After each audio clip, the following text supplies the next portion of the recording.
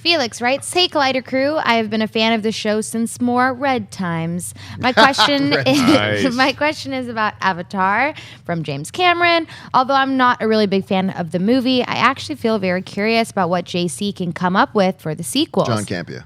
I'm I'm working on it. Do you think that the long wait and the fact that it's cool to hate Avatar nowadays will hurt the franchise? Thank you very much, and cheers from Argentina. I don't think it's cool to hate on Avatar. Look, I'm one of those guys that I really enjoyed Avatar, and I even believe it deserved to be nominated for Best Picture, but I was one of the guys that was like, it's not Best Picture.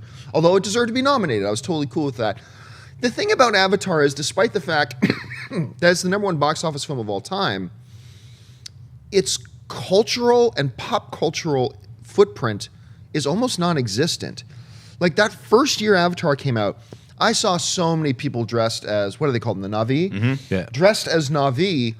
And then the following Halloween, maybe I saw 1 or 2 people dressed as Na'vi. And since then, you don't hear, in our pop culture setting, you don't hear lines from Avatar. You don't see people in costumes of it anymore. It's not a part of our pop culture conversation anymore. It didn't have a long-lasting effect like Star, or even, The Dark Knight. I mean, people today still, when you go out on Halloween on the 31st, you're going to see a lot of people dressed as Heath Ledger's Joker. You're still going to hear, you still in our pop culture reference here, swear to me. You'll still hear that all the time. Like, it has a longer-lasting influence. The wait was too long. Will it hurt Avatar 2? Yes, but only in the sense that it can no longer capitalize on the momentum of the first Avatar. It could still end up being the #2, #3 box office film of all time and still do great, but it won't be capitalizing on any momentum for the first one because they did wait too long. This should have been in motion a lot earlier.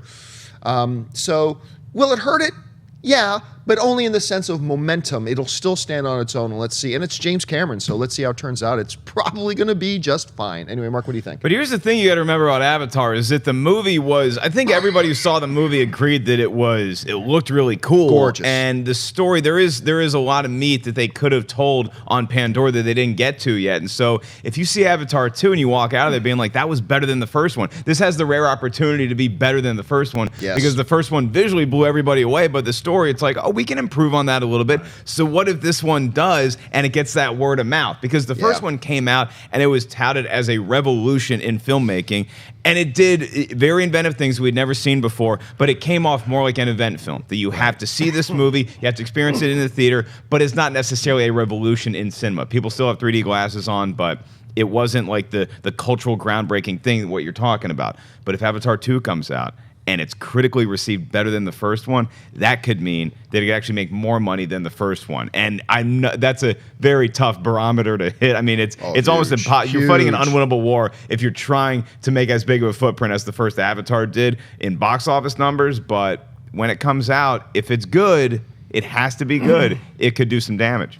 Now, aren't they shooting 3 sequels all back to back right now? Yes. It's Avatar 2, 3, and 4. Yes. So they're really banking on that people are going to really dig the second one because they've got 2 more coming. If this one's a giant flop, then they're like, what are we going to do with the other 2? You know? 3. The other 3.